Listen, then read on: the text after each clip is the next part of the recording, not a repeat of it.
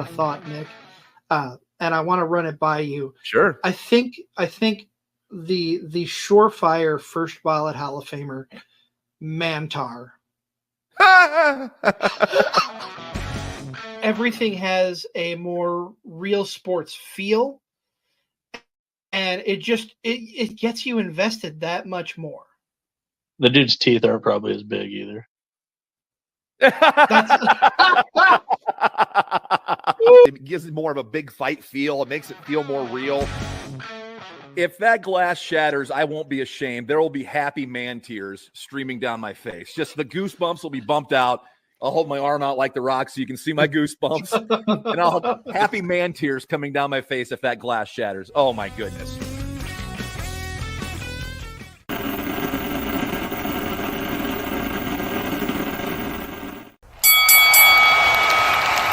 And now, your hosts of the Card Subject to Change podcast, the For Frequency's Sake Tag Team Champions of the World, the Wizard CZ, and never wrong, Nick Bull.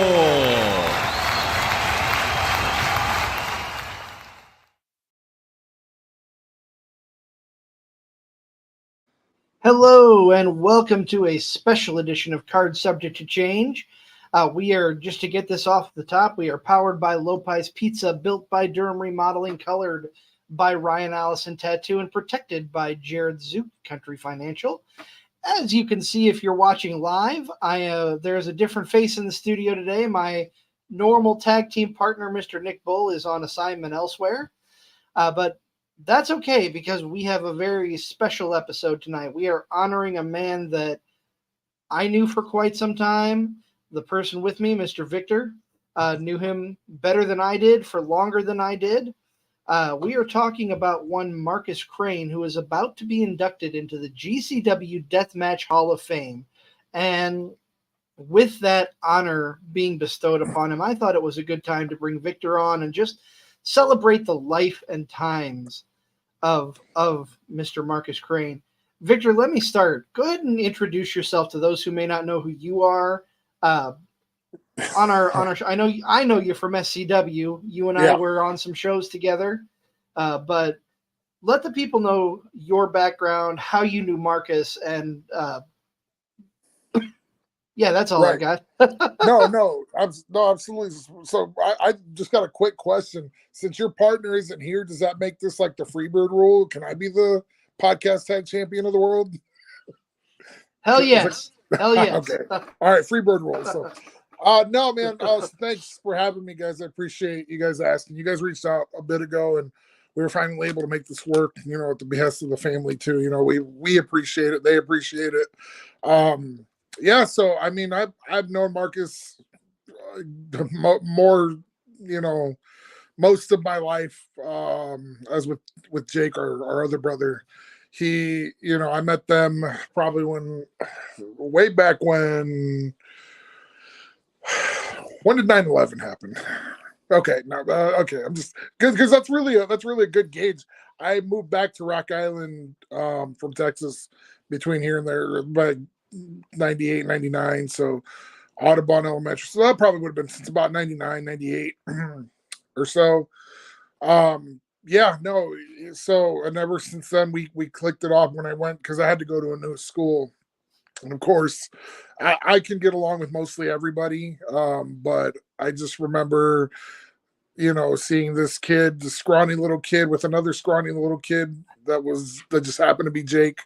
Jake's known him longer for sure, but he's definitely, you know, they're my brothers, and I love them to death. But yeah, I saw them in the corner of the playground, and they were with a couple of our other buddies that have actually passed away too, but good friends of ours that would just they're like the misfits, they're the goons, those weird kids in the corner of the playground that was just like, are those guys wrestling? Are they fighting? What are they doing? So of course I'm just sitting over here, new kid in class, just trying to figure out what's going on, and then I get closer, and then I see they're all wearing wrestling shirts.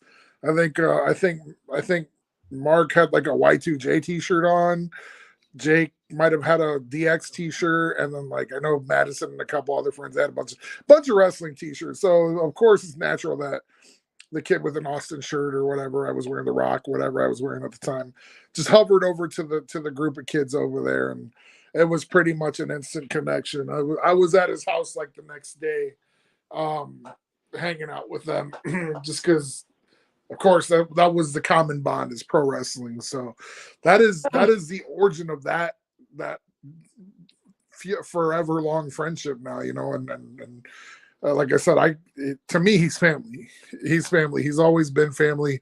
He's always been there for me more than other people have. You know, him and Jake just together for many years, and it's just that's how it is. You know, Lori and Kent, his mom and his dad, took me in, you know, as one of theirs. They always fed us. They always gave us snacks, you know, typical.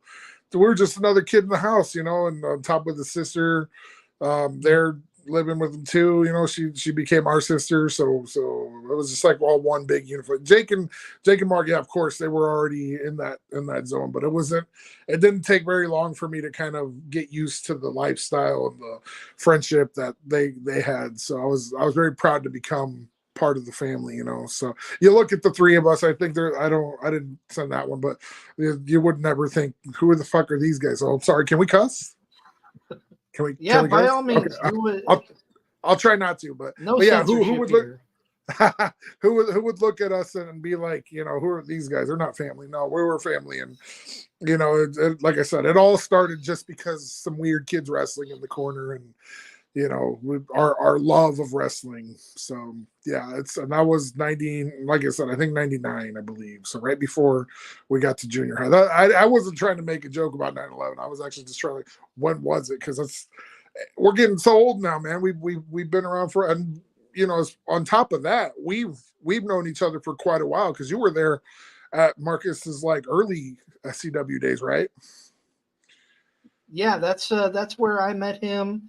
I'm going to go way back and talk about Pro Wrestling Next. Hey, there you go. When there was a big rift between SCW and Pro Wrestling Next, my most prominent memory of Mark is when there was a show in the Bloomington Normal area. It was when SCW had kind of faded away into what was Pro Wrestling Next. Right. Hunter, I won't mention his last name. If you know, you know, was running shows. He wanted me to ring announce down in Bloomington Normal, and I told him, I said, I'd love to, but I got to get gas money because I'm not going to make it home if I don't. So my biggest memory is driving home that night, having not gotten paid, with Mark sitting next to me, both of us kind of biting our nails, hoping we're going to make it back to the Quad Cities on the little fumes I had in the tank. Right. Yeah. Pro Wrestling Next, SCW, I remember announcing him as part of the Fallen Idol Army.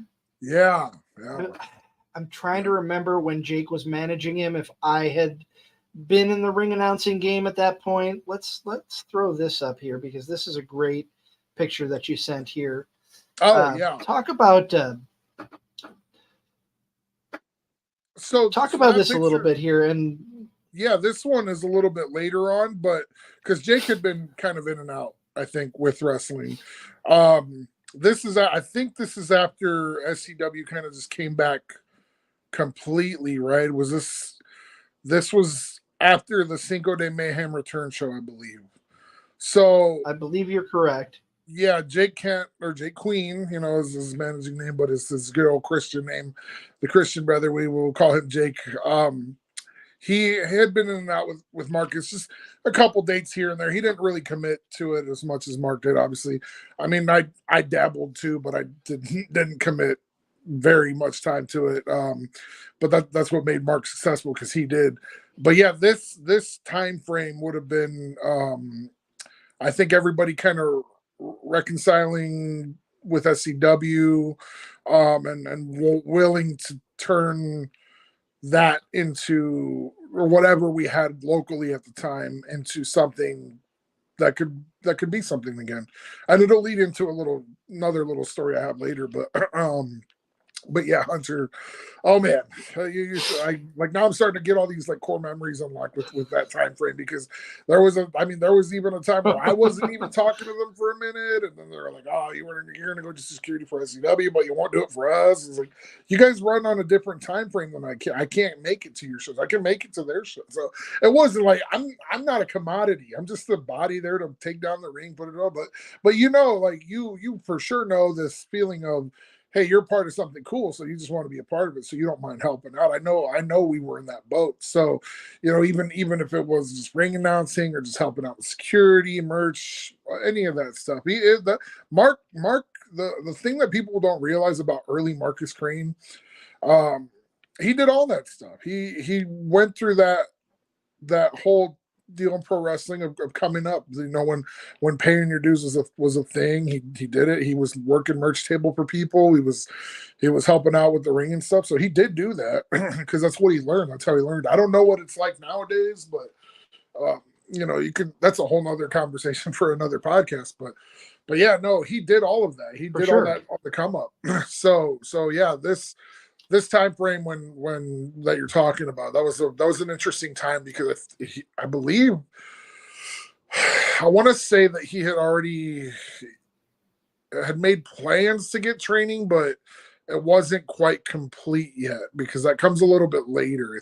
I think at the picture that you showed, he was trained, but Pro Wrestling Next, I think, was right before he left to Pennsylvania, which we can talk about whenever you want. But yeah, no, but I was thinking, let me go back a little bit first. Do you remember when the SCW was running? Were you with us kind of when we were running in that gym over in West Davenport up by the Putnam? You know what I'm talking about? The Mary Crest. I wasn't anything more than a fan. I believe, if memory serves, it's called Beyond the Baseline. Yeah, I may have done some videography work there. Okay. Ringside camera. But that was very few and far between at that time. So there's two incidents that I could think of that you might have even seen and you might have even recorded, because I was just like, it's so strange that it kind of repeated itself. But do you remember? Who was the big guy with the chains? Was that Keith Walker? Do you remember that? Yes, that sounds right. Yeah. Okay. Keith Walker came in for a couple shows, and then who was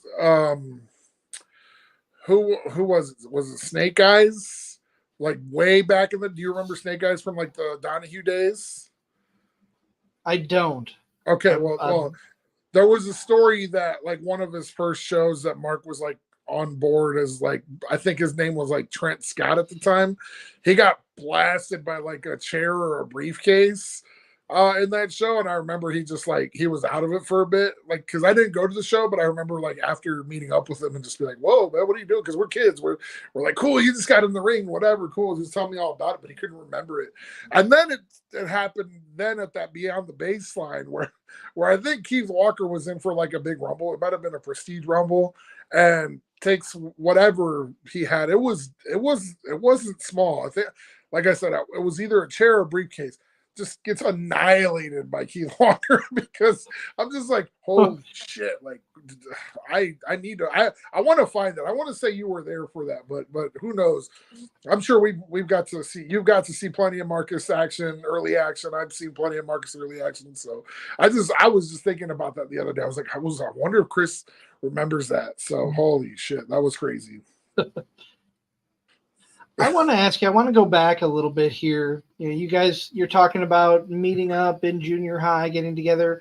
Has wrestling always been what Mark wanted to do? Was there something else that he had his eye on, and then just had that crystallizing moment where wrestling was, this is it, I got to do this? Right.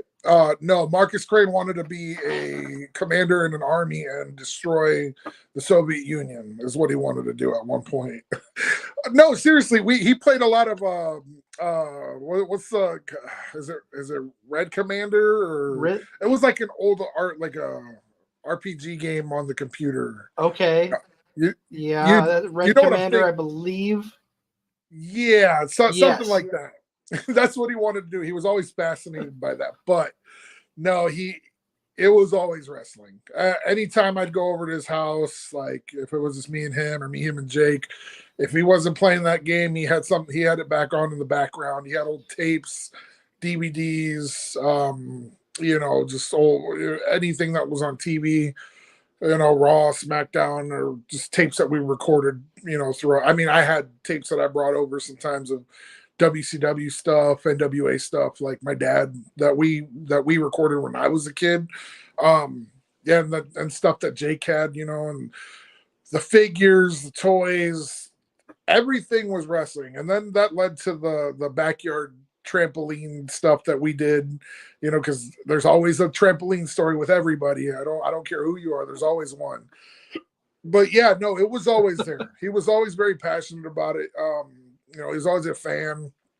I think one of the full circle moments, with his life was being able to meet Mick Foley. I didn't send that picture. I forgot to send that one, but everybody's seen it now. He met Mick Foley GCW show one time and was able to tell him, like, hey, you're one of the legends that got me into wrestling. I love the style that you do. And, clearly here he is getting inducted into the Deathmatch Hall of Fame. But Mick was one of those, was early on people. I mean, he had some of those tapes. He had some of the Japanese DVDs and cassettes that he was able to watch. So it was always a presence. It was always a presence in the house and the friendship. I mean, that's how we discovered, SCW and IWA No Limits, or NWA No Limits. Is it the one that ran in the Masonic Temple and all that? Mm-hmm. Okay. Yes. Yeah. So that's how we really got into it. I think when we saw, and I'm like, not name dropping or anything, but like when we saw CM Punk, when we saw, a flyer that said AJ Styles is going to be there, and we, who these other people, Abyss, we were like, yo, those are people that are on other tapes that we have. Like, let's go check them out. Like, AJ Styles is just starting to come on up. And we went to one show. I think it was supposed to be, it was let me see. We went to the Masonic Temple show in like November of 2000 or something like that. I have the flyer for it somewhere. And it was supposed to be AJ Styles versus CM Punk in a 2 out of 3 falls match, I think. And it didn't happen because I guess Styles had missed his flight. Punk was there, so it ended up being Punk and Eric Cannon. It was a hell of a show. I think that's where we got to meet Chandler McClure and Abyss and Daisy Hayes,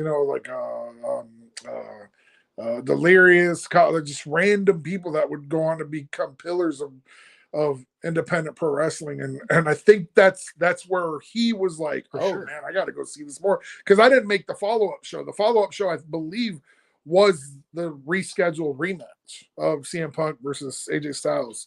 So we've seen like the who's who of wrestling come through because of, going to these shows. And then we discovered SCW and all that stuff. So it's always been a presence, and it evolved.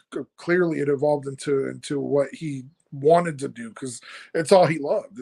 I mean, yes, he loved other things, but it was his main love that didn't really like disappoint him until like later when we were adults. But, clearly it's still going to be part of his life for his whole life. So yeah, it was always around. It was always around for us.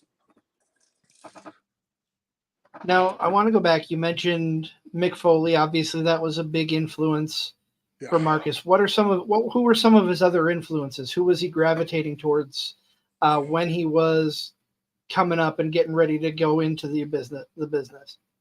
Yeah. I mean, clearly, like with all the stuff that was available that we didn't even like know past, TV, like we started to get into these people that are, okay, what's going on here? What is this? Ooh, AJ Styles. Oh, that's great. He was that was one of my influences to start doing it too. But it was definitely one of his. Punk clearly, obviously, was one of the main ones because he made the towns here. I mean, all over the Midwest. And then Christopher Daniels, I know, had a big impact on him. you know, then we started seeing people like Jack Evans, because of course, who doesn't like cool flippy stuff? But Jack was, I think, yeah, he was fairly young at the time too. So we're talking like early good, like pre-Ring of Honor good stuff. So, you know, we're kind of hoping, like, you know, the more we're exposed to it, the better. Like, because of course it started off with just, okay, we're watching Raw, we're gonna watch SmackDown, we're gonna watch, you know, Sunday Night Heat, we're gonna watch Shotgun Saturday Night, we're gonna watch Nitro, whatever.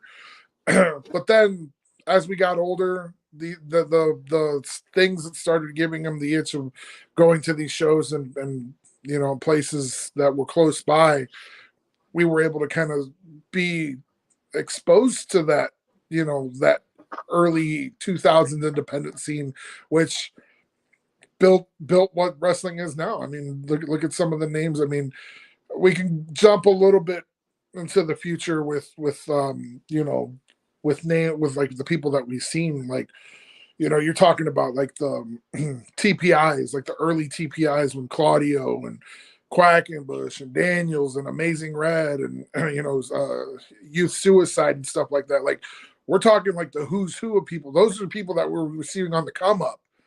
And now you're starting. I mean, Kevin Owens is up there now, and you know, he was one of the names we've seen. You know, all these people that have gone through early independent wrestling. You know, we got to see a bit of them, and some of them, you know, in the future ended up, you know, keep in touch with Marcus, and that was kind of cool. That's how we knew some of the people that we know, but it was never like, you know, like, oh, we're the best friends, we're gonna go see him all the time. It was like, man, when we saw him, and we'd be like catching up with the, and you'll hear this all over pro wrestling.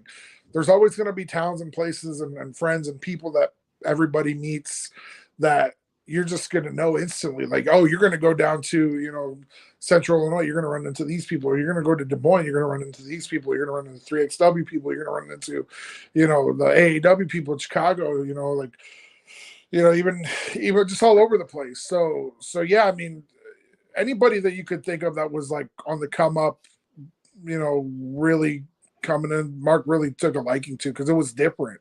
You know, it was different than what we were used to. You know, Stone Cold, The Rock, Cena, you know, not even Cena, but like you know, Hogan, and you know, I was a big Ahmed Johnson guy, so it was just, I would be like, who are these wieners, man? Who's Bryan Danielson? And then of course our love evolved. So yeah, I would say, you know, Mick Foley, then who's Otani, who's the guy that does the cigarettes, the deathmatch guy. Is it Otani? Who am I thinking of? You know what I'm talking about? The cool leather jacket. Why am I blanking on the name? That's embarrassing.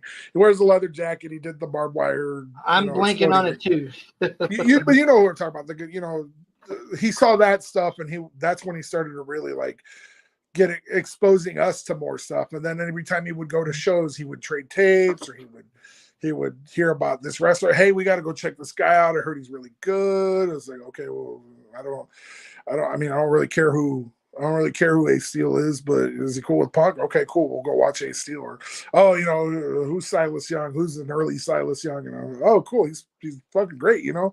So yeah, we got to be exposed to all that while learning, you know, these new names. Like I said, Christopher Daniels was probably one of the cool. I think the Fallen Angel thing was probably one of the big gets for Mark to catch his attention. So yeah, there's plenty of early 2000 influences that were just coming in and coming up that we were able to catch. So like, oh yeah, we saw them, you know, before they got big. So.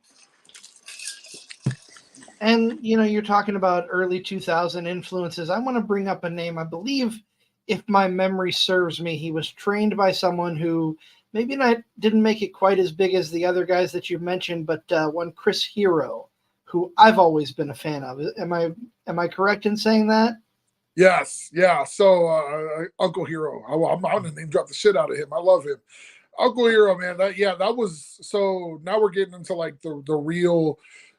So Mark's initial training, I think, started with Danny Daniels and like the AAW crew, and like the crew that went up, you know, Shane Hollister, Tyler Black, like those guys that would go up. He'd find ways to shows with them, and he got some training in with Dane Daniels and those guys.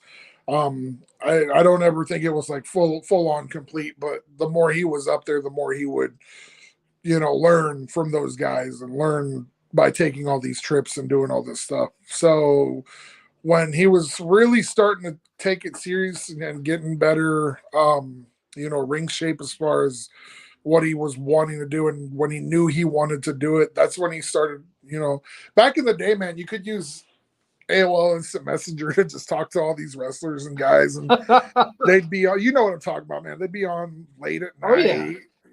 They'd be on the dirt sheets too, like the old forums and stuff. I don't even remember my forum name. I don't even think it exists. It's probably something like I was going to put Victory Doom in the little thing, but I was like, nah, I'll just leave it at that. But the just shit that like we would have named ourselves is probably what we were in the boards. But yeah, no. So when, the age of like Hero, Claudio, Quackenbush, Steen, Generico, like that stuff started coming up, like, man, you're talking about game-changing wrestling, like literal game changers in the wrestling world. And not only was, we'll get to Heroes here in a second, but he did like on top of the AAW stuff, he did lots of seminars. I think he did a Danielson one. I think I'm pretty sure he did a Christopher Daniels one that was here. It might have been here in Rock Island. I know there was a Hero one here in Rock Island. I think that's how they initially met, when Hero did one here in Rock Island. Yeah, and he did a Quackenbush one with me, which was really cool because, I mean, that guy is so smart with pro wrestling. I mean, there's a lot of smart minds, but Quackenbush is probably one of the ones that really stuck out to us, is like, man, he's giving you the reason at why you need to do a slight 5-degree bend on the nose when you're doing a face lock. It was just amazing at what he taught us. But he did a lot of seminar. Tracy Smothers.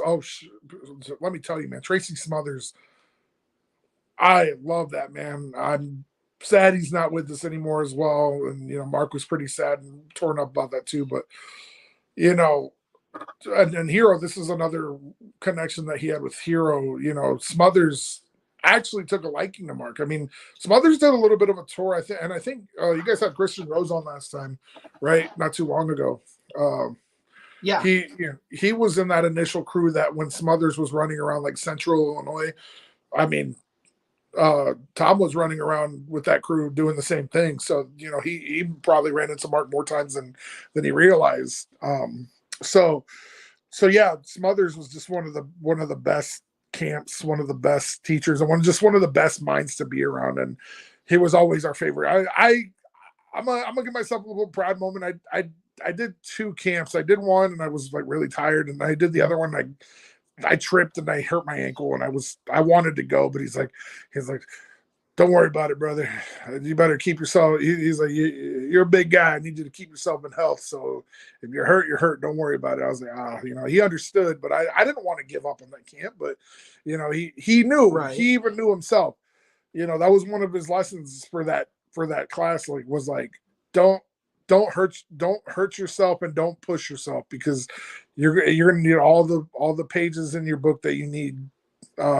You're gonna need to keep them. So I was, Tracy was a great one to learn from. And that's, like I said, that was one of the key things that kind of helped Mark build his relationship with Chris. And, like I said, it was one of those things where he would message him. Eventually he got back to him. He would message him again. He eventually got back to him. Then they started talking, and then when he would come through, we'd try to see where he'd be at. Mark would definitely try to make those more than I did, just as far as like, the guy's like, during his come up, he's huge. He's everywhere, right? He's all over the world. He's all over, Ring of Honor. He's, doing all this stuff. So when I had discussed Mark, because there was even a point where we had discussed going down to get trained.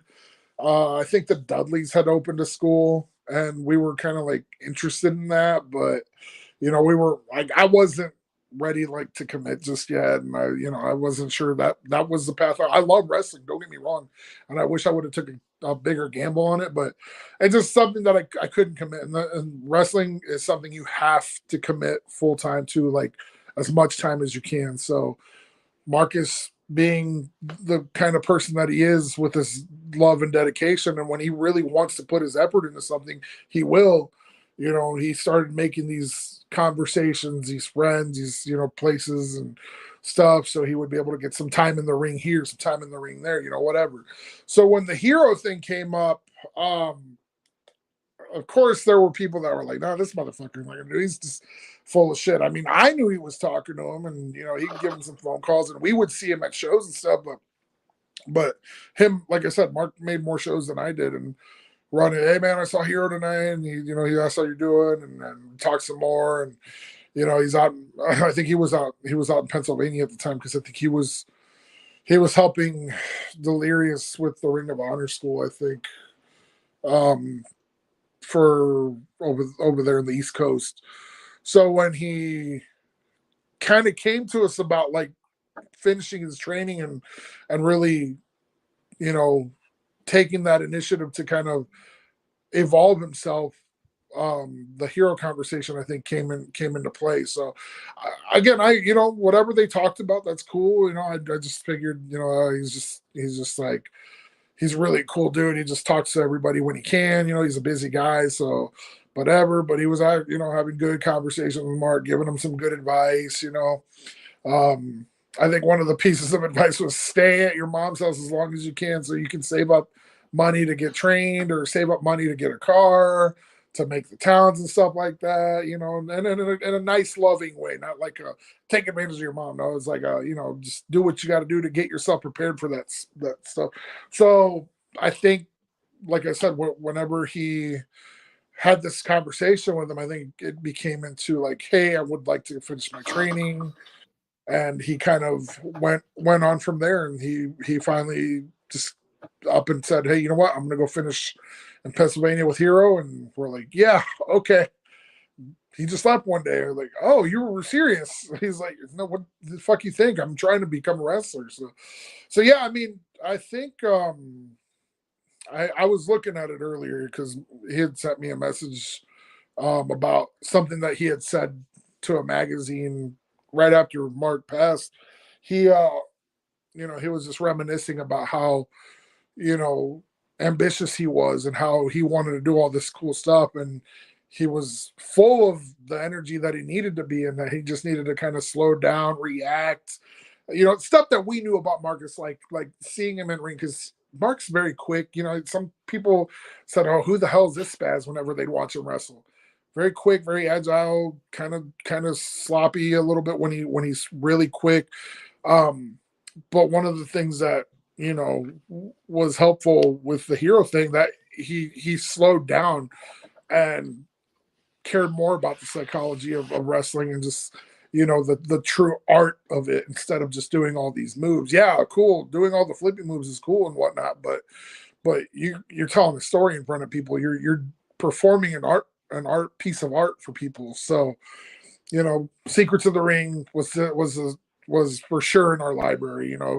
Anything shoot interviews that we could watch, or any of the cool tapes that all the boys had and all the friends had, and tapes tradings and stuff. Yeah, man, it was all part of Mark's library, and anything that he could do, and Hero would give him, before he left, Hero would give him homework for him to do, and I'd watch too, just because I'd be fascinated. And yeah, I mean, there's just like little things that you learn from him as he was getting ready for him to go out there. So finally, when he did go out there, that's really when we were like, oh shit, he's gonna take this somewhere. I don't know where, but he's gonna take it somewhere. So, I every chance I get, I give that man a hug for doing that, because Mark's life wasn't always the easiest. So he was there at a good time when Mark needed something more than just what I could offer as a friend or a brother, what Jake and the rest of his family could,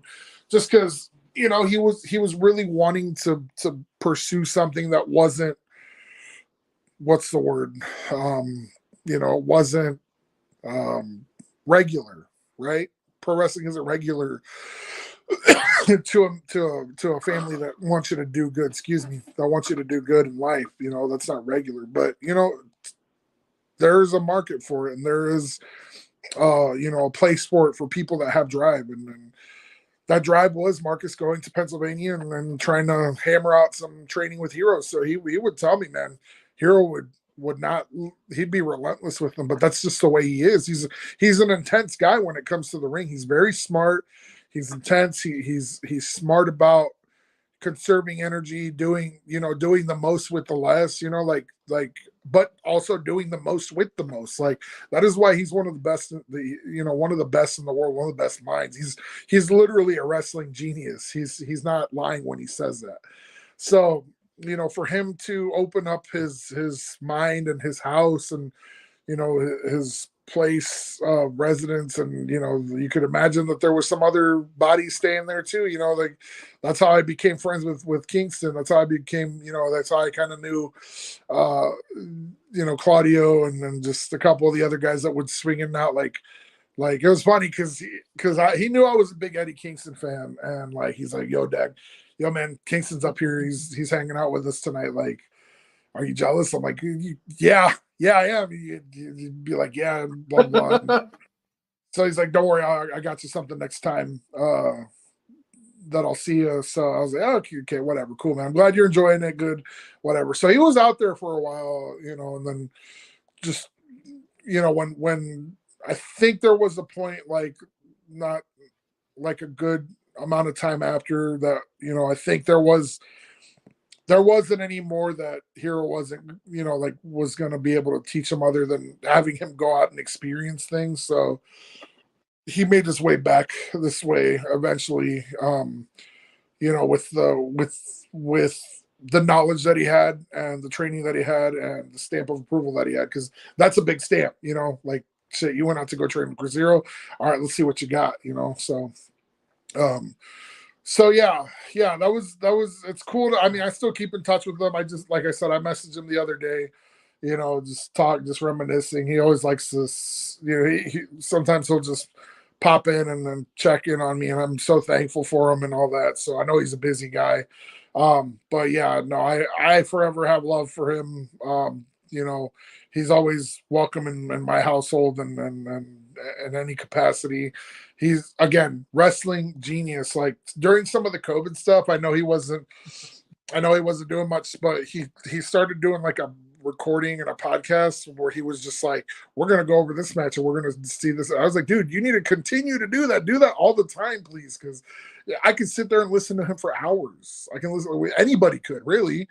And he will dissect everything with you and for you and give you an explanation as to why you shouldn't put it in your arsenal, what you should do, maybe even give you a suggestion on who to watch other than who you like. Like, okay, you might like this guy, but you might want to go see this. You want to, you might like a Paul London and a Brian Kendrick, but you need to go watch Kwee and his other partner, in WCW, and see why they were better and almost faster than those. So yeah, man, he was a pivotal part of Mark's coming up in the wrestling business, and I know they had, there was, like, I don't want to say losing touch, but there was just a small spot where they had, I think he went to Japan and did another tour there and all that stuff. So, but yeah, no, he had always checked in with Marcus, and he'd always checked in with me. And then after his passing, like I said, he's just been so cool. Anytime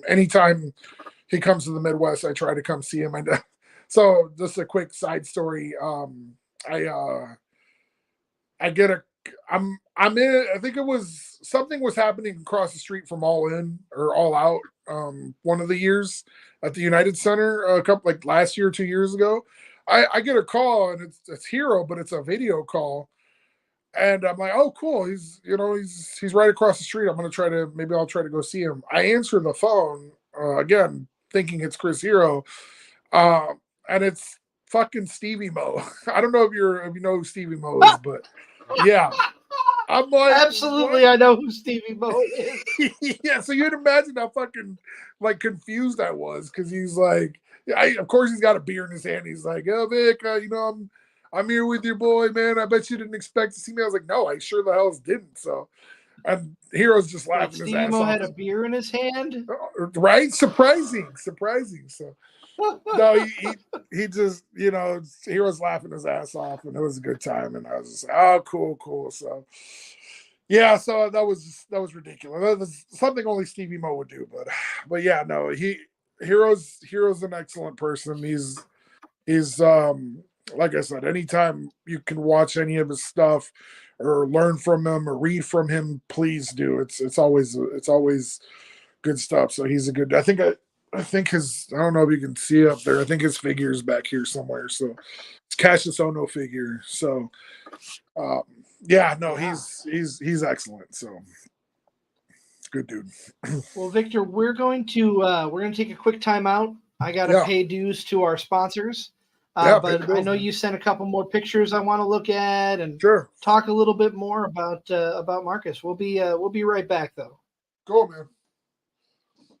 Football season may be over, but for frequency's sake, still has you covered for all your sporting needs. Tune in every Sunday when the best professional wrestling podcast around, Cards Subject to Change, gets you caught up on everything inside the ropes. They won't miss a count with weekly analysis and interviews. More into auto racing? We've got a double dose for you on the track. Tune in to Fast Money with Rod Villagomez each week and win some money with the quickest bets in all of sports. Want more insight from Pit Row? Check out the Green, White, and Checkered podcast where they give their insight on everything happening on and off the track. Need your basketball fix? Points in the Paint has you covered with live shows every other week looking at everything in the association. Backed by popular demand, we have the return of The Payoff Pitch, FFSQC's baseball show, covering you on news around the MLB. If you're missing football, don't fret. Mark and Dan still have you covered in the football lounge. Missing Joe Winkle? Probably not, but he's still here talking sports on Educated Ignorance. Football season might be over, but we've still got you covered. For frequency's sake,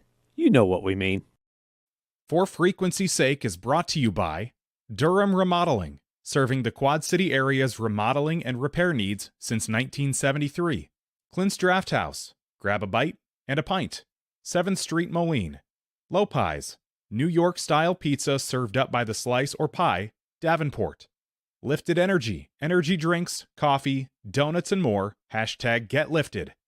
Atomic Sports Cards and Collectibles. Sports cards and memorabilia, vintage clothing, hats, pennants, and more. Ryan Allison Tattoo. Step into the vibrant world of tattoos with Ryan Allison. And A Cut Above, offering quality custom woodwork designed specifically around our customers. Welcome back to the show. Now, Victor, I see you've made a little bit of a costume change, and I'm glad you brought that out. I'm going to let you just go and tell the story behind the mask. Yeah. So this mask, this is not his Japanese one. His Japanese one, I believe, is in Japan with his riot shield. I think this was the stateside one. Let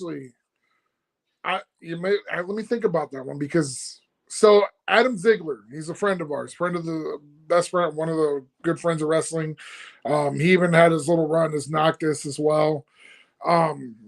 He actually decided to give up wrestling as far as like performing.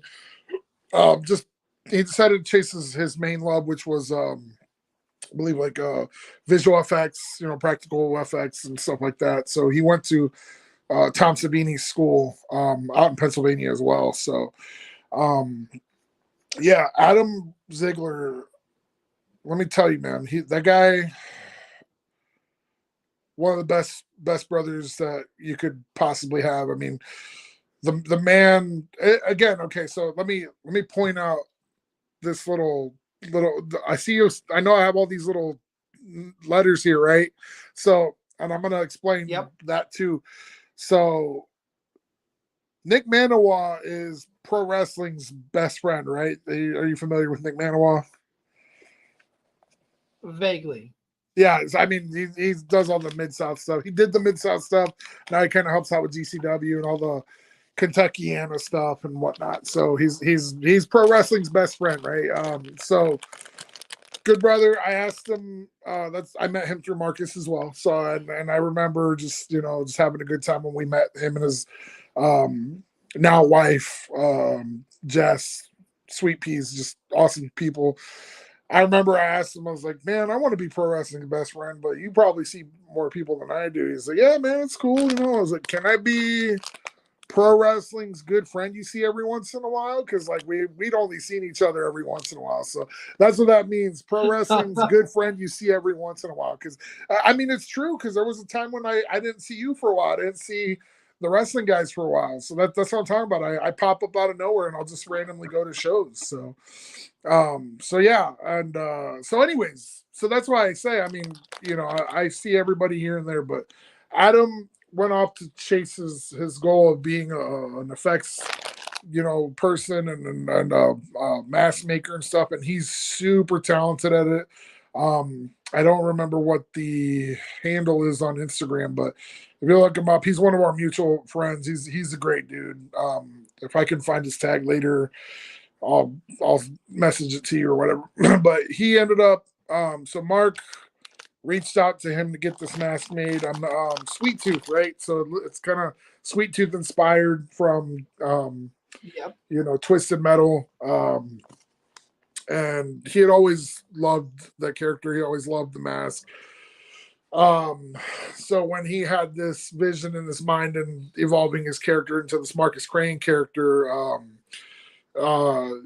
this kind of was birthed from that. So in essence became the face, not the mask that he wore. This was his face, the whole story, the lore of how psychotic he is, because he's mentally imbalanced and he just wants to cause pain to everybody. So this is Markus Crane. The person's underneath was the person with the mask. So, but no, I mean, it was just what he created and went along with, and it was badass. I mean, it's cool as hell. I wish this was a Japanese one, but this is the one that he wore here in stateside.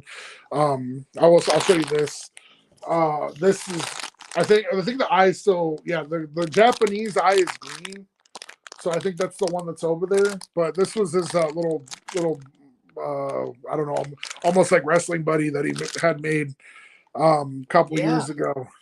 There was a very limited run because he wasn't sure if people would buy it. I was like, dude, I want like 5 of them. So no, I didn't get any of the 5, but I do remember when he got these, he's like, what do you want? I'm gonna give you a choice. You want the first one or you want a certain number? I was thinking about 23 because I know you love Jordan. I was like, yeah, man, let's go with 23. So I will say I don't know who has it.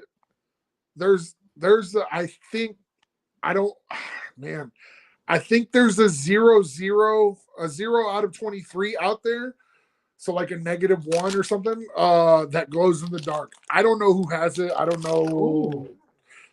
If you know who has it, shit, tell me, let me know. I want it, but it is out there somewhere. So I would like to say that I am hunting for that, but I don't think people know it exists very much. So, but yeah, no. So Adam Ziegler created this mask, and a couple different variations of it. Like I said, this one's the pink American eye. The other one I believe was green. He had a couple different ones, but when he passed, there was obviously had a lot of stuff kind of just lingering around, but his masks were here. Some of his masks were here. So this one and the one that I gave back to Adam are the only ones that I know that were left. I mean, maybe there's like 1 or 2 other ones. And then there's the one over in Japan, I believe. But yeah, so it was just a cool project. It was something that Adam was really, hoping to get collaborated with and done with, and he did. He killed it. He knocked it out of the park. He did. I remember when Marcus passed, he did an order of them. I think it was like the first 50 people that contacted him, and then he did one and he sold it. It was like a custom 1 of 1 maybe that he sold online before he did any of the custom orders. He ended up donating all the funds that came from it to one of many of Marcus's favorite things. I think this one was like the project or the Trevor project or something. So Mark had an affinity for certain demographics and groups, and he was very pro-human, whether he's a deathmatch wrestler, he wants death and carnage all the time. No, he was a very caring guy, man. He really cared about his people. He cared about the people he loved. He cared about the people that were being wronged.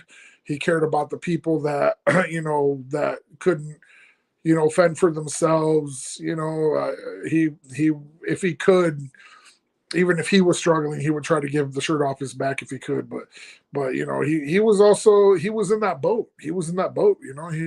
He had to go from place to place and try to find some things. And being a wrestler is tough, man. Some of these brothers will tell you like how hard they had it or how easy they had it, but most of them have slept in their cars, have stayed outside overnight to go to a show, the next day or something. So, no different path that most brothers take. So, but that's why when he was able to give philanthropy or do some philanthropy, he took advantage of it. So when Adam kind of did his project to make a handful of masks, it was kind of neat that we were able to kind of he did it all to raise money. I mean, I think there were Deathmatch Outlaws, they did a chocolate milk candle.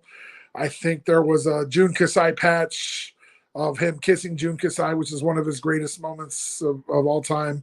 But yeah, they've all done stuff to donate to charity. And I mean, I think that's awesome. There's not just people out here capitalizing off of the Markus Crane Dream Eater name. There's people actually doing good out there that, thank you for doing that. And thank you for supporting, somebody that we love and that we care about through an art form that is shared by a ton of people. So yeah, the mask is cool. I mess around with it. I wear it sometimes. I've worn it out, for an event because it's cool. It's my way of living through Marcus still to this day. So this is I'm gonna start like kind of.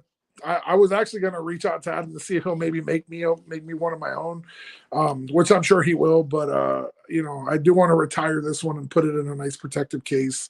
So it is one of my prized possessions, and it's a huge part of his life. The Dream Eater, Markus Crane, the Devil's Big Red, Dick, just that whole line of what he became and what he's getting inducted for is what his name was.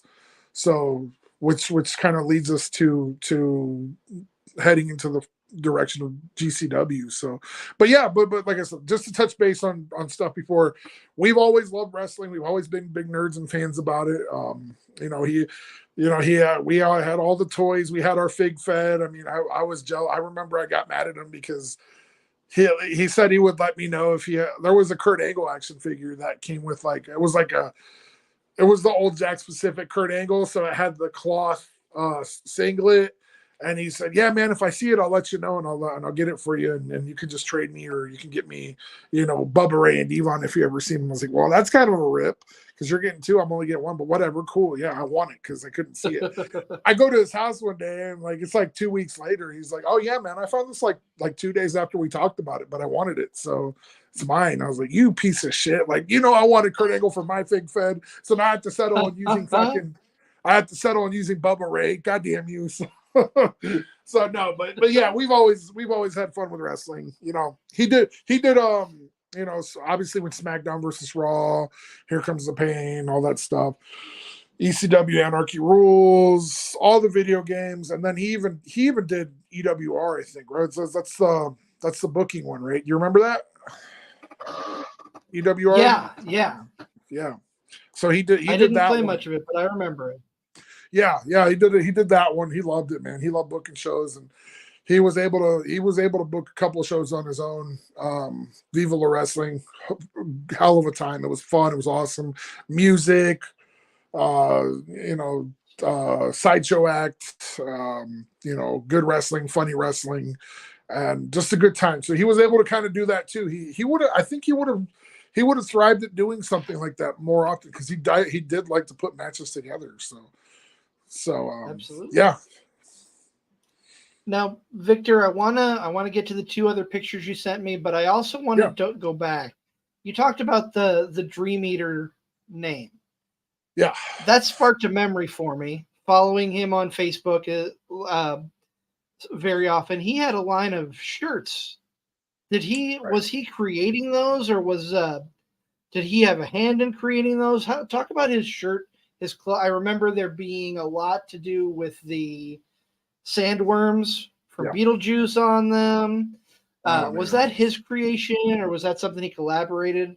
Talk about the shirts that he came out with, because they were some pretty good merch there for sure. Right. So let me say this. I will say, due to and I'm sure one of your sponsors would help us out if we ever got into trouble, but it was sandworm like.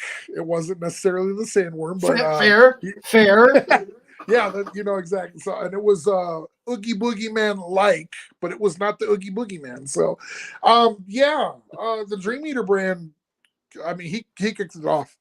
And that's the early version of it was through Narcity Clothing and Customs. Narcity is a Quad City based shirt printing company, and more now than ever.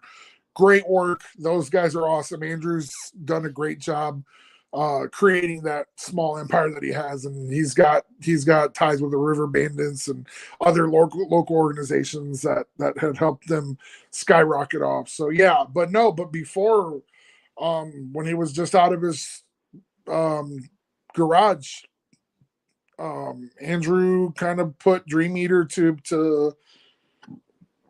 fruition. And excuse me. So Marcus, much like me, was he had a lot in his mind. He can get out, but none of us were very artistically gifted. We were kind of artistically not gifted. So, but we had the ideas. So Mark had these ideas of trying to put out shirts and merch. He wanted to do something that wasn't necessarily wrestling related, but you knew that it was his brand. So like, right. He didn't want to just put out a Markus Crane wrestler t-shirt. He wanted to put out something unique that people would wear just regardless. And they do. People did. He did have collaborations on wrestling shirts, but most of them were just designs like Sandworm, like the Sandworm kind of type of character, like the Oogie Boogie Man. His earliest shirt was, and I appreciate you using the AFI earlier for the Instagram post. The earliest shirt was the Heart TV bat design, and not a lot of people have this shirt because he made like 10 of them. I had one. I don't know where it's at. It's probably hidden around somewhere, but it was a very AFI inspired shirt, and he had a couple of them printed from online. But when he had the idea for Dream Eater, he had this notebook. He had everything down. He had what he needed, shirt sizes. He had, how much he should get of this. I mean, obviously with learning on how to carry merch and all that stuff, he eventually got it down to a science. But I mean, people were buying it, man. People were selling it out. People were asking for it, asking for different variations and stuff. And I mean, I would have, the later stuff is a different story. The newer stuff that you see out there, I'm not gonna say it's not Dream Eater, but it is. It's more of what's the word? It's more of like a just kind of like stuff that it was from his mind, but it's not the original line of this cool stuff. He also had when Pokemon Go got really big, he capitalized off that and made Dream Eater versions of the three birds, but it wasn't that. It was Pokemon Go-esque style shirts. Right. So he did capitalize off it. I mean, he knew what to do because people were buying it. So, but the newer stuff isn't. It's more like, okay, this is in honor of him. It's a memory. It's a memory that we have. It's still. I don't know much about it. My choice is not to. But again, that's for the family to talk about. They deal with all that stuff. So as long as that's around, as long as the family's okay with it, fine, great. But the original Dream Eater stuff, yeah, that's kind of, I kind of want to call Andrew and just be like, hey man, do you still have any of this stuff? Because it'd be great. So, but it would be cool to launch like a retro line, or maybe like as the sneakerhead community would call it, the colorway of it. But that won't happen without the family's okay. So, right. they have I will say this for the Markus Crane fans and for the people that the family thinks about the fans, and they think about the people that want to continue on the legacy. Like we're forever thankful that he met the people that he did, and that he befriended all the people that he did. We're super thankful for all of those people. We're super thankful that they bought the merch, that they still buy some of the merch. They want to do something. I will say this: they want to do something in the future that would maybe be along the lines of those colorways, or offering some sort of cool Markus Crane shirt with an incentive of charity. Yeah, there's something in the air about it. So as soon as we know details, I will get it. I mean, hopefully you guys are on board. Maybe you'll have me back and we can chat about it then. But yeah, it'll be something to benefit, something that was near and dear to him. But that's just in early stages. But yeah, it's been talked about. So we haven't forgot about the people that still ask, that love, that do that. Yeah, no, there's the plan. So be patient, my friends. So. For sure. Keep us posted. Yeah. Before we get to what's going to be the main event of the episode, and that's talking about his induction into the Deathmatch Hall of Fame, I want to go to the pictures that you sent me. There's 2 more. Yeah. I'm going to bring them up one at a time and just let you tell the story. Right. Okay. So this picture, that's a personal picture. That's one that Chris Hero sent me. I believe that's Dreamwave. I was at the show. It was fun. It was amazing. This was not Marcus's first encounter with Big Leon. SCW brought him in a couple times. Man, Vader was a big Markus guy. he loved Mark for some reason. In the match that they had at SCW and the match they had in Dreamwave, he was telling us like, oh man, he wanted to do these spots. He's like, you should do this, and he should like, hey, let me do this to you. And let me like, of course, Mark is just like, he's like all fucking ears, because he's like, I'll do whatever the fuck this guy wants me to do.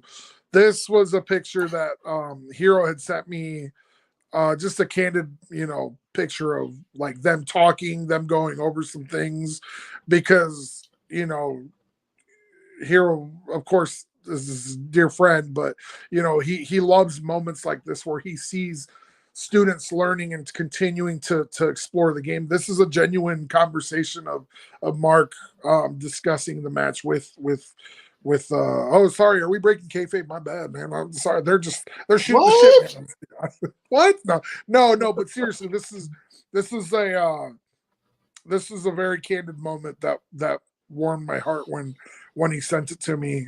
He's like Mark, if anything, is the persistent learner when he wants to, and this was a prime example of that. So I appreciated him sending that to me. So that's a personal collection picture. I love it. Vader was a nice guy. He was a little weird with how there was a crazy merch thing that happened, and I was like, okay, whatever you want, whatever you say, man. But he was a good dude, man. There's a group picture I think that SEW shared a while back of everybody that was there that night, and Big Leon sitting on the chair. So that was a fun night. He's a fun guy. Unfortunately he passed away too, but that's a great picture. I loved it. That is one that only a couple people have seen. So I'm glad to have shared it tonight. I think Hero would definitely want to keep that memory alive by knowing that I shared that. So I appreciate him for that. They're just a bunch of like candid little moments between all these times. I mean, maybe at the end of the show I'll deep dive in. No, not too much, but I'll dive into maybe an incident or two. I think is Casey a thing on this show? Is that what it is? He's been brought up once or twice. Yeah, so I'm going to add to that, because There's if there's Midwest wrestling around here, at some point Moondog / Casey / whatever else he went by. There's always going to be a story with him, but there is a funny story with him and Marcus that involves a plethora of things that we'll get to at the end. But yeah, no. Mark's always a student of the game, always watching matches, always keeping up to date on his friends' matches, watching all the events. If he couldn't make them, he would watch them. He hated to watch his stuff, but he would just to see, what he could do different. But he was always a supporter of his friends and his favorite people that he liked to watch. So he's a student of the game. He really was. Yeah. And I just want to throw out, if you are listening on audio platforms after the live, please, I urge you to go to our YouTube page so you can see the images that Victor and I are talking about. There's only a few of them, but they're still worth looking at. So please go to our YouTube page, like, share, subscribe. I'm done plugging it. I'm going to throw up the other picture, and this is probably my favorite of the three that you sent me, Victor. Yeah. Yep. There it is. You want to see pure joy and happiness, like legitimately, like firstborn child walking down the aisle, falling in love for the first time, finishing your master's degree, your doctorate, watching your kid graduate high school, watching your second, your third. I don't. Do you mind? Do you mind if I get personal, Chris? Like, about your family? Is that okay? Yeah, absolutely. Do you have a daughter, right? Yes. Yeah, like stuff that I can't explain. I can only explain like my nephew. I was thrilled when he was born. I could stuff that we know as humans. This picture is all of that combined, because what's going on right here, this is his Japan tour. Japan was his goal. That was his end all be all. I don't know if this is Karuken Hall. It might be. But I know they did a couple halls. GCW went on a tour over there. Marcus was able to get on that tour. Marcus got to wrestle his Holy Grail wrestling, which, again, when we grew up doing all of this, watching all of this, I mean, my guy is still Kurt Angle. I love Kurt Angle. My guy is Chris Hero. I love Chris Hero. I love AJ Styles. People that I've gotten to meet, thankfully, because of him or one of our other buddies, David. Heroes that we've gotten to meet. Flair. I've gotten to meet all these guys. Heroes, legends in our mind. Jun Kasai was this to Marcus, and the fact that he was able to the fact that he did wrestle him. He wrestled Jun Kasai in Japan, maybe even twice. This is what pure, raw happiness and emotion is. What the fuck? What are you talking about? Like, he's about to get his fucking dome dropped. Mind you, he had his injury, I believe, already. He had already had his injury on this, his original head injury. Which we can talk about a little bit later. But this picture is pure happiness in every sense of the word, because he was getting to live out what he does. And I look at this picture a lot because I love it. And, it's, sorry, I didn't think I was going to get emotional about it, but I look at this picture a lot, and it's my absolute favorite picture of him, because he finished his story, as the popular term is. He finished his story by doing that, and was able to continue to do it, a little bit longer, up until the main part of his head injury and his passing. So I love that picture. I'll forever share it. Anytime I see it, I will explain to people that, in every sense of the word, that is pure happiness at its best, because he's about to get dropped on his dome by one of his heroes. So yeah, pardon me for getting a little emotional, but it is. And I look at his face in that picture and I just see sheer elation. Yeah. You know, you can tell he is living the best moment of his life right there. Yeah, man.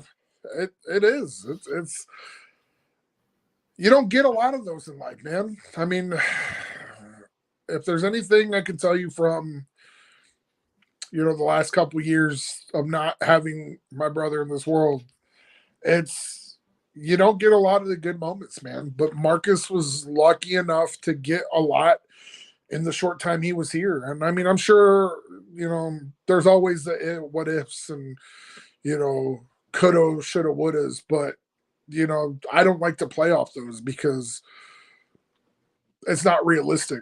Mark was always a realistic person. And, even in moments that were tough to him with certain friends losses and stuff, the world still turns. That's the thing. But we've been lucky enough, as with his family, with his friends, the people that still reach out, that check in.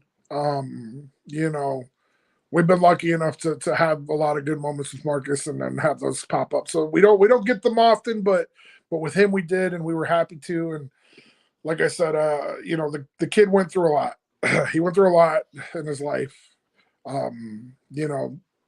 Again, that could be a whole nother 2-3 hour podcast. I know we're running a little over, but we'll get to it. We'll get to it. I promise. But that could be a whole nother we thing. Can go as long as we can go. Well, listen, if they're keeping it this long, I'm glad we're doing it. But like I said, plug the YouTube. I'm gonna rewatch this. I'm gonna show it to my friends. I'm gonna tell them to sit down when they get a minute.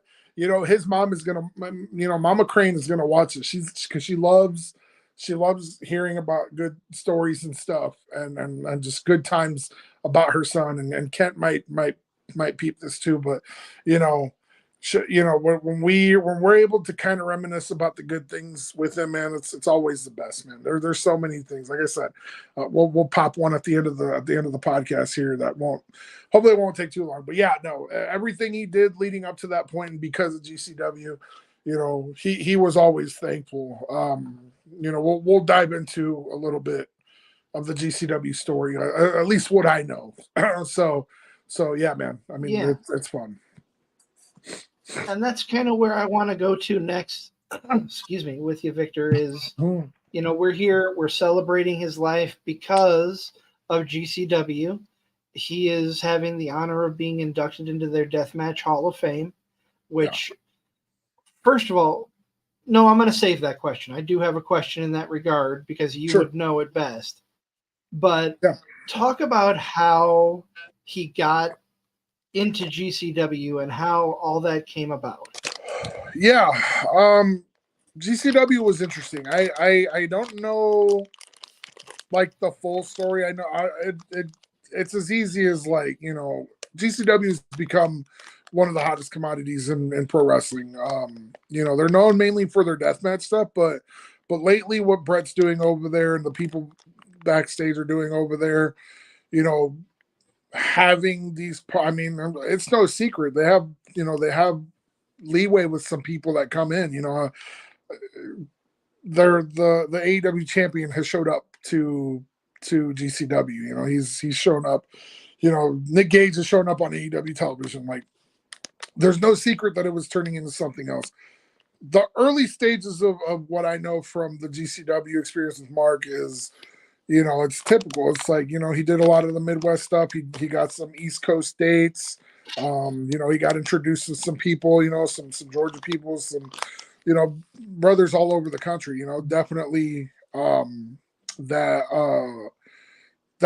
kind of led up to him getting on that coast. I mean, I wish I could, I don't want to like sugarcoat anything. I don't really know like who reached out to who or whatever, but it's pretty much your average, like, you bust your ass, you're gonna do something.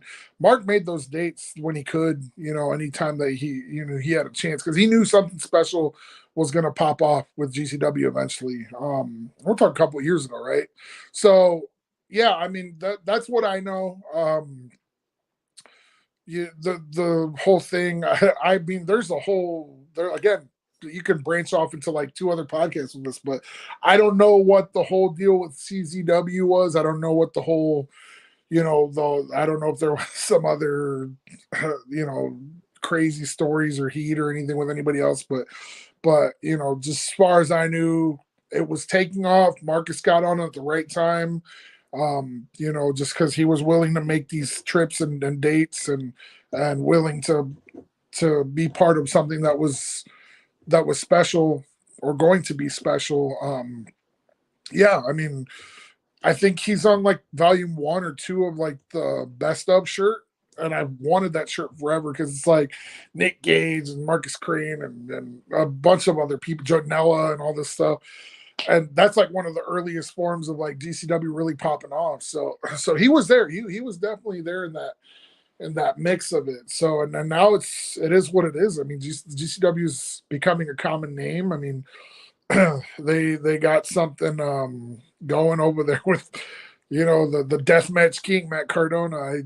I personally am a huge fan of that. There's little side story about that. The night that he debuted that title, the GCW Universal title, the spinning one, Mark sent me the video. He's like, "Don't show this to anybody. Don't even mention it until after the show." I was like, "Wow, what are you talking about?" He's like, "Yeah, he's gonna debut it tonight," and he didn't tell me what it was, and he sent it like right before the show started. I was like, "Oh my god, that's so hilarious! The crowd's gonna eat that up. They're gonna hate that." So yeah, Matt Cardona did the spinny GCW belt. It was just hilarious. So, but no, they're doing great stuff over there, and they still have the aspect of of deathmatch. And so, I mean, Tournament of Survival is it's one of their biggest shows. It is one of their biggest weekends, and we're happy to be there for part of that. So, there's been plenty of great names and great people that have walked through that ring. So, but to be in the presence of some of these guys that give their bodies and stuff like that, man, it's a tough genre. But Marcus was proud to be in that genre. It was his escape. It was his love. And GCW, like I said, they were good to him. Like there's going to be plenty of people that'll probably like, "Oh yeah, what about this, and this?" I'm not here to discuss any of that because that's not my business. Like, right. For people to want to focus on all the crap that went on, and because of course, with every legacy, there's a little bit of turmoil here and there, but that's nobody's business. It was taken care of because, like I said, I mean, Mark, even if he, he always did his best to make shit right or whatever happened. I don't know, but there was a little bit of a layoff for a second, but then he also had his injury, which we really didn't talk about much. I'll just cover it like this. He had a head injury from an old match. Those of you that know the story know that he had to have emergency surgery, because of on his brain, because I think what it was is one of the staples got stuck in there, and it always bothered him, but it just got to a point where I think it rusted and it infected the bone. So that's why he had to go. That's why he passed out. And when he went to the hospital, they were like, "Oh, you need to take care of this now." So it's a pretty common knowledge story. The facts are he was injured. He didn't know what he had. It was taken care of, and he was recovering from it. He wasn't supposed to wrestle again, but that boy wanted to wrestle. So he was gearing up to do somewhat of a comeback against our wishes and odds. And even some of the people and friends were like, "Are you sure that's a good idea?" Because as much as people are deathmatch wrestlers, they're still safe workers. Nobody ever wants to like from the people that I've met and those guys that I've met, they're the nicest dudes ever, dude. Like, some of these deathmatch guys are like the coolest fucking guys ever. So that's why I'm like, there's no hate or malice in their lives. Like, they would want to protect Marcus, but Marcus was stubborn. He didn't want to listen. Of course, he did a couple spots when we told him he shouldn't have. Like, build yourself up. So, but he was passionate. It was his love. This is what he wanted to do. So, but me personally, I expressed to him, I said, I can't watch you do this. I can't watch you do this. I love you too much to watch you do this. I'm going to support what you're going to do no matter what. But just know that I don't like it. And he knew that. He understood that. He knew everybody else kind of felt the same way too. It was hard for his family to kind of hear that he had done like a quick little spot, and I was like, I understand, but I couldn't do anything about it. He was going to do it regardless. So, after he was, because that kid was not supposed to have, how did the doctor say it? He wasn't supposed to comprehend past the age of a 3-year-old or something like that for a while after that emergency surgery, because of the part of where the skull infection was on his brain. But man, thank God for those doctors in Las Vegas that were able to do what they did for him and give him his little plate and medicine and make sure that everything was good to go. We're forever thankful for that. That gave him new meaning of life and all that stuff. So we didn't necessarily want it to be, hey, go back in deathmatch. No, we were, let us stay right now. We were against it. We were like, no, don't do that, because in the end of the day, he would have done something regardless. Whether he's a promoter, whether he's a commentator, whether he's this or this, he would have still impacted the business in some way of being a part of it. So that wasn't the worry, but the fact is he wanted to do it because he loved it. So it's just he was very passionate. That's what led the relationship to GCW that he had, and it was one that he cared for a lot. And when he needed to write it, he tried to write it. And like I said, I mean, I want to give a big thank you to Brett and those guys over at GCW for giving him this honor, for being so good to the family when all that stuff happened, and when he passed, because we didn't want anybody to hear it like we don't want the news to start spreading and have it be rumors. So when he passed and we had kind of had some time to think about it, we decided GCW is going to be the best, because they had all reached out. I said, Brett, let me talk to. They're like, we just want to know. We're just doing this and this. I'm like, oh no, I understand, but let me talk to the family and see what it is. Because if anything, if you have a statement that you're willing to put out, and I think that they had approached us about it because they wanted to post something or something. I was like, well, let me fill you in, or let me fill the family in and let them know that you're planning to do this. And that way, if you want to reach, if we can touch base about it another time, because they had something awesome written out. I mean, it was beautiful. And then they were very supportive throughout the whole thing. I mean, they still are now. They were the ones that reached out and said, hey, we want to put Marcus in. Is this going to be cool with the family? I asked the family, and of course, absolutely, they love it. So thank you to Brett and GCW and everybody involved and everybody that's known Marcus and has been with Marcus throughout his career, regardless of any capacity. Yeah, man, we appreciate it. We're here to celebrate his life. We're not here to bash him. I mean, I might embarrass him a little bit, but it's nothing. It's all in good fun, because being me and Jake, and his sisters Tiffany and Sam, we saw this kid grow up and accomplish things that we can't even do for our lives. His sister's a successful nurse, living her own life.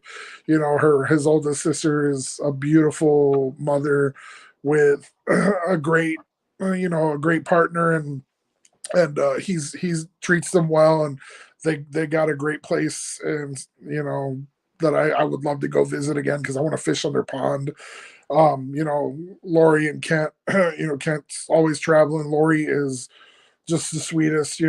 She wants the memory her son to be, as remembered as best as possible. And that's all we want to do. I mean, I think that's all what anybody wants to do. I mean, like I said, you can have the people that are going to say this, and this, but that doesn't matter. You hear it from who you hear it from. Anybody that knows us and the Pobans family and me and Jake, like, we will tell you the life that he lived wasn't always the most extravagant, but man, boy, did that kid live his life the way he wanted to. And, it is what it is. But GCW has been awesome about it. And, we hope to, I haven't announced, I mean, not that it's a big announcement, but I am actually going to Atlantic City. So I'll be there next weekend. And we'll see who pops in to induct him. So I know they always try to have a big moment with that. So we'll be there next week. Lori wish she could make it. She's got a lot going on. But Kent, his dad will be there. His sister will be there. And another good couple good buddies of ours will be there. So I'm happy to be there. I'm happy that they're taking care of it for us, and we'll be able to, celebrate with them and the fans. Those GCW fans are crazy, man. They're quite the crowd, and I love it. I love it. Anytime they come to Chicago, I try to make it. I think they're in Chicago this weekend, so I want to try to make it, but I'm saving my energy for Atlantic City for the induction. So yeah, they're a great crowd, man. They got great show. They're always putting on shows. There's pretty much a show every weekend from here to July or August. Check them out, and hopefully, maybe we can even get a couple of the guys around here for some shows. But yeah, man, his relationship with them is everything that I've seen was just nothing but love. At the end of the day, everything is done out of love with Marcus, and GCW definitely reciprocated with that. Whether it was, just showing him love or giving him some tough love or just, being completely honest with them and just making sure that he was doing what he needed to do. Man, they're great. They're cool. That's all I can say about them, because that's what I've experienced. They were always cool to me. And they're very, their hospitality was great. It was always great. And man, I'm thankful for them. I'm thankful that Marcus was a big part of my life and our life. And even bridging the gap of people all over the place, man. I mean, Chris, I don't even think we would even know each other if we hadn't come across wrestling and just stuff that we love. So man, I appreciate you, man. I appreciate your podcast. Like I had to do my research. I did a little bit of watching of some episodes, and you guys got some good stuff, man. Don't let Christian Rose bully you guys, man. Don't let him coerce you into putting him on the show again. No, I'm just kidding. He was a good listen. I hope you guys do have him back on. King of the Valley, man. He's another one that was interesting. Had an interesting relationship with Marcus that they came up in a time together almost with. He might have talked about IWAU at some point, but yeah, there was some cross paths with that Valley crew and Markus Crane. So it's cool. It's cool that they're having the success that they have. And good for him, man. What is he, 480 some days now or something? Yeah, right around there. Yeah. So Victor, the question that I stopped myself from asking, you are probably going to be the best person to answer this.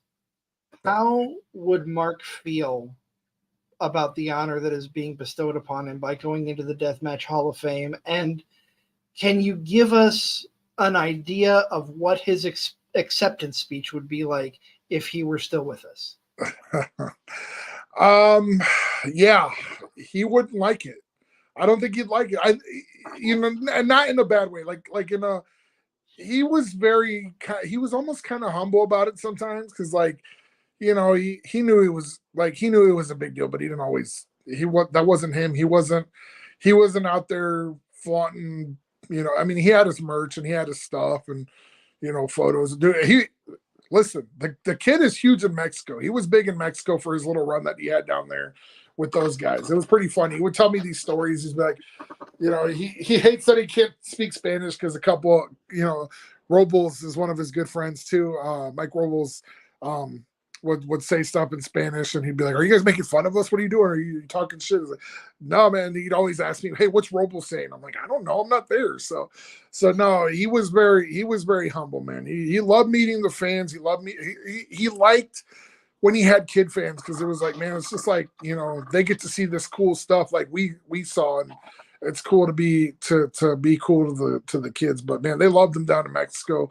Mark would have I feel that he would be very nervous talking up there. This kind of dives into like even after the injury, like he recovered well, but there were still some things that he was nervous about with his public speaking and whatnot. But you couldn't tell. I could tell because I knew, but he did his best to go out there if he had some words to say, or he still did his whole Markus Crane thing. Yeah, he probably would have been like, "Nah, man, I don't deserve this. I'm a piece of shit, blah blah blah." No, but he would have he would have been humble about it. I know he would have. It was his dream. He accomplished his dreams, and he just wanted everybody else to be a part of that. So if anything, he would have probably accepted. He would have partied. He would be out there. He'd say, "You know what, everybody, come, let's go down to the shore.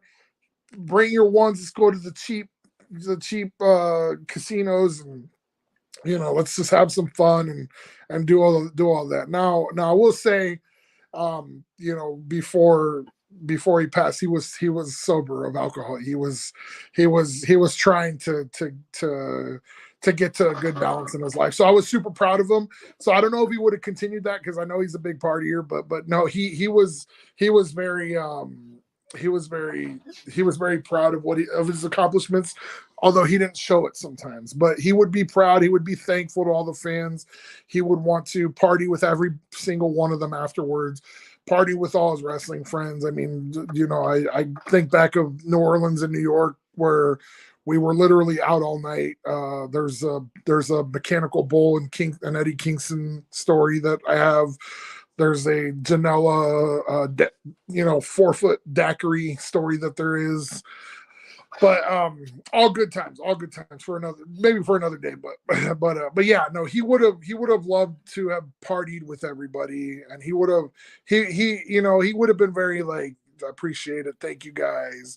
He's not very good with that kind of stuff, because he hated his own work, but man, he left an impact with so many people, and putting them over and having fun matches with them, and being Slack was one of his greatest rivals. He had he had great matches with him. He'd wrestled Janela. He's been all over the place, man. So he'd be proud of it. I don't think he would have had a hard time like accepting it, but no, he would have been very proud of it. I know he would have. So, I'm proud of him, and I'm proud of everybody. Like I said, anybody that was there with him from day one and from each step, man, I'm so thankful for them, because this is a tough business, man. I see so many of my friends that get beat up, and I just can't cut it. So it's rough, man. But if you're a pro wrestler and you're out there hitting the grind, hey man, brother it up, do what you got to do, and chase your dreams, because they have been chased and they have been reached. So, my brother is a prime example of that. So it's an honor. I can't wait to celebrate with people. I'm not the biggest partier nowadays, but I will have some good times with people in Atlantic City. Some people I haven't seen in a while, so it'll be nice to see them again. I hope Tom Nunzio goes. He's one of the first people that Mark introduced me to when I went out to the East Coast. So I'm hoping to see Tom Nunzio. He's a good dude. Chat with him for a bit. Hope Janela, everybody, all those guys, man. So I'm super thankful for that. I'm super thankful that you were willing to do this, man. Like you know him. Hopefully we can have another part of it to where we can remember some of these stories, because I'm sure we're forgetting plenty of good SCW moments and stuff like that. So without a doubt. Yeah. Victor, before we wrap things up, sure. I Sorry, know man. Hey, listen. You had a Casey story for us. Yeah, and if you're still watching, man, thank you so much. Like your listeners will dig this episode, man. I hope we gave you some insight onto this kid's life. And for your fan base that you have. So man, thank you guys to the Change Card Subject to Change podcast, man. You guys, it's a fun listen. You know, I like I said, I did a couple episodes of just listening while I came on. So keep doing what you guys are doing, man. It's fun. There's not enough content of guys just talking and showing the human side. So good job on your podcast, man. I'm proud of it. So Appreciate yeah. that. Yeah, no problem. Casey. The Casey story that particularly we love to reference is the Clinton incident. And I almost feel bad bringing it up because this might be a whole nother half hour, but I'm going to condense it into Casey is a lovable lunatic. I call him the clutch goat for things that he's done for us. He is somebody who is, Casey is an angel in disguise. Marcus, you know, he's the devil's big red dick. He's hail Satan, all this. But if Mark ever chose to believe in anything, he would believe that Casey is an angel because of all the good shit that he does for us. He's one of the best friends that we have. I love the kid, but damn, can he get us into some situations. This particular incident was after one of these said shows with the Valley guys, you know, Christian Rose, Bucky, you know, Bucky was on it with us. Matt Cage was done with it. This is when Gunnar Franks was still wrestling. I will say this. We were hungry. It was late. The subway was closing early for some reason. And they're not opening the door for us. My keys got locked in my car. So we're miserable. Our phones are about to die. I'm putting up the sign like, hey, can we use your phone, please? They thought we were trying to rob them. And so they let us use the phone. And I called my dad, thankfully, and he was like, okay, well, cool. I got your spare. I'll come. It's going to take me an hour to get there. I was like, oh, okay, cool. So little did we know, they called the cops on us, the subway staff. Mark and Donnie are pissed. They're pissed because they're like, you're an idiot. I was like, I'm yelling at Casey. That's why I closed the door, because he was telling me to hurry up. I was like, we're not gonna hurry up. We're gonna stay here and eat. So I was yelling at Casey because he was doing something was going on, and Mark and Donnie are like, well, your dad's not gonna be here for an hour and a half. He's like, no. Well, damn, there's a strip club right out on the road, because Mark was looking on Google for some reason. So him and Donnie decide to pout off and stomp off to the strip club. And I'm sitting here pissed because Casey's like, what are we going to do? Blah, blah. The cops pull up. Here's the kicker. We were talking about Shawn Michaels' book about, you know, Jannetty went into a strip club with a shotgun or something. And we were also talking about where he mentions Moline in the book real quick, and Shawn Michaels' book. And so this cop comes up. What are you guys doing? How's it going? What can we help you with? The staff was concerned. They didn't know who you guys were. Just a bunch of goofy looking guys. You guys are big dudes. We weren't going to say anything. And then Casey just goes out of nowhere. Well, you know, we just got done with this wrestling show, and we're a bunch of wrestlers. And you know, there's a couple more of us. And the cop's like, oh, I'm going to need all your IDs then. He's like, Casey, shut the fuck up. Like, just answer his questions. Don't give him any more. Oh, you know, we're from out of town, blah, blah, blah. I said, okay, so now he's going to run all our IDs. Then he comes back and he asks, what about your two friends? Where are they at? Oh, I think they went to that strip club right up the road. But don't worry, they don't have a shotgun on them.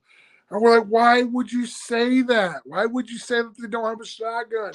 Because we were literally talking about that Jannetty story. And we go, are they going to come back anytime soon? And thankfully, one of us had told Mark, and say, hey, the cops are here. Like, because he didn't really care to be questioned or whatever. He's like, okay, tell me when they're gone.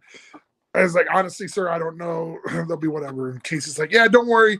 One of them just looks crazy. And of course, he's talking about Marcus. And oh my God, man. He kept digging the hole deeper. And then we're trying to like tell the cop, all right, we just came from Sterling or whatever, Savannah, Poopies. We did a show. Our keys got locked. My dad's on his way down. We're from the Quad Cities. Like, we're not trying to cause. He's like, okay, all right. Well, you might want to tell your buddy to not sell you guys out so quickly. Like, well, we're trying to, but we don't want to make it obvious. So he's like, all right, cool. No, you guys are good. I'll hang here until your dad comes get you. Don't worry, I'll just be in the car if you guys need anything. All right, cool. You know, Casey goes, hey Vic, ask him for some swag. I was like, well, okay, whatever. Didn't think anything of it. My buddy over there, he wants to know if you got any like cool like Clinton police swag or something. He's like, excuse me? I'm like, I don't know. Like, you got like a dare card or something? He's like, no, but do you know what swag is? I was like, no. He's like, it's a low grade like weed. So are you soliciting an officer for drugs? He's like, no, Casey's the one that asked. I didn't want to do it. Casey's like, no, shit, I didn't do it. It was ridiculous. And then my dad shows up, the cops takes off, Mark and Donnie walk back, and they're like, man, all these strippers were ugly. What were you guys doing? And we told them the whole story, and then Mark's just laughing his ass off, and Donnie's just laughing his ass off. And like there was more language in it, but the main gist was that Casey was comparing a crazed tag team wrestler because, you know, with a shotgun that went to a strip club to a crazed tag team wrestler that went to a strip club with one of his buddies. So it was wild, man. It was a good time. So Casey kind of he's a good brother, but damn, sometimes he kind of gets us in those weird predicaments. But yeah, man, Rose was right. We can tell you there's probably 7 or 8 hours of just stories between us, you know, the core group of guys and the Valley guys and all that stuff, just with Casey. But Casey doesn't matter because he is somebody that we'll love for all time. And I know Mark loved he had a soft spot for him too. So Casey, we appreciate it. If you ever watch this, I don't know if he might. So yeah, but no, that was it, man. Mark's been on some crazier journeys, but like I said, I'm proud to have had the time that I had with them. The family is very thankful for everybody and for everything. And like I said, I'm thankful to share these moments and memories. So yeah, man, thanks for having me, dude. I appreciate you guys. Like I said, if your fan base is still listening, man, you guys are troopers. I appreciate it. Hopefully you guys had as much fun as I did reminiscing about this stuff as anything else. So Markus Crane was a very unique individual, and all this time is well deserved. So,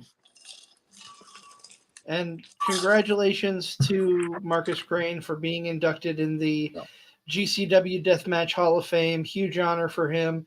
Victor, thank you very much for coming on. I appreciate you sharing the stories and the love, because I felt this, knowing Mark myself, I felt this needed to happen, and I appreciate you being able to come on with us for a little bit and just shoot the shit. Yeah, absolutely, man. Like I said, I mean, hey, listen, no gripe to your partner, but I'm kind of glad he was off, man. This was a little bit more of an intimate discussion of two people that knew a great person, a great talented wrestler that had plenty left if he had the chance. But you know, life happens, and it's not fair sometimes. But we don't harp on that with this, because the main thing that Mark would want us to do is to not be sad about it. He'd want us to continue to go support his friends, wrestling shows, things that we love, music, you know, anything that we would love. He'd want us to support it and be happy about it. So that's what I choose to do. I get sad about it, yeah, but I don't harp on it too long, because I know my brother loved me. I loved him. I love the Pobans family. They love me. They've accepted me. They've been such a part of our lives, and for me to call them a family, I'm forever thankful for that. And like I said, man, we appreciate you asking. We appreciate you having us. And yeah, man, Jersey City should be fun. I'm hoping that it'll be streamed on something. I think YouTube. I'll find out all the details if you want to pass that along, if you could. If not, personal stuff, we can all do that too. But yeah, man, feel free to watch it. It's next week. It's going to be on a little late. I think it's 10 p.m. that time, so it might be like 9 or Central Time. So yeah, 9. Guys, I'll post all the links. Yeah. And stuff, so. Yeah, when you find out where that's streaming, let us know. We'll pass that on for sure. Yeah, man. Yeah, for sure. Well, that is that is going to wrap up tonight's special edition of Card Subject to Change. Just to give you a little bit of a preview, we've got a double shot weekend with both King and Queen of the Ring and AEW's Double or Nothing. We'll be reviewing King of the Ring Saturday following the show, and Double or Nothing. It's Memorial Day Monday, so nobody's working. We'll be reviewing that at noon. We'll be working on the Card Subject to Change podcast. Thank you so much for listening. We are powered by Lopez Pizza, built by Durham Remodeling, colored by Ryan Allison Tattoo, and of course protected by Jared Zook Financial. We will see you next time right here on Card Subject to Change.